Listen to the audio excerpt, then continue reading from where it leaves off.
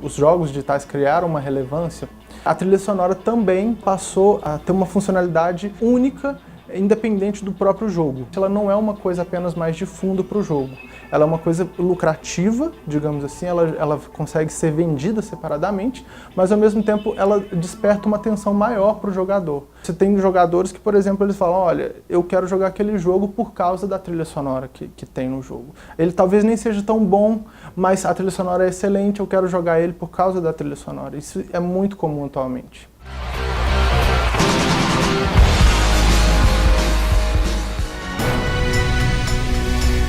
A trilha sonora de jogos, ela começou extremamente focada nos chips de áudio nos videogames. Então o que a gente tinha? A gente tinha uma trilha sonora que ela era feita unicamente com os timbres presentes naqueles chips de videogame. Você não podia fazer uma música num sintetizador ou numa guitarra e passar para o jogo. Você não tinha essa capacidade ainda na época.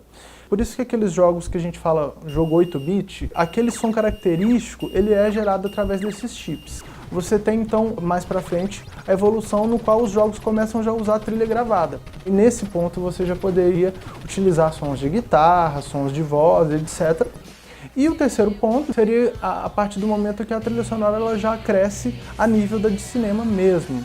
Às vezes você tem o jogo fazendo interatividade com a trilha sonora e às vezes o próprio jogador interage com a trilha sonora, como o caso do Guitar Hero, por exemplo, que o jogador ele toca a música.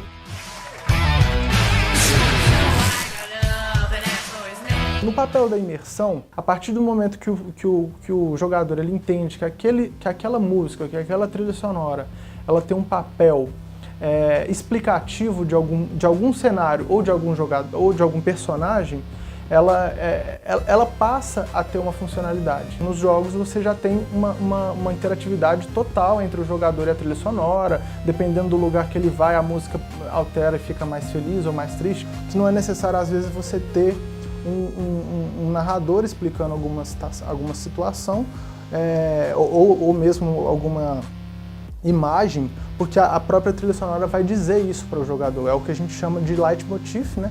Que é o estilo que veio lá da ópera romântica de Wagner, que ele pega um dito personagem ou algum local que você tem uma referência na trilha sonora. Eu vou dar um exemplo simples. Se eu toco aqui aquela música do Mario, você já sabe que é o Mario. Você já sabe que ele está chegando, você já sabe que o jogo é dele.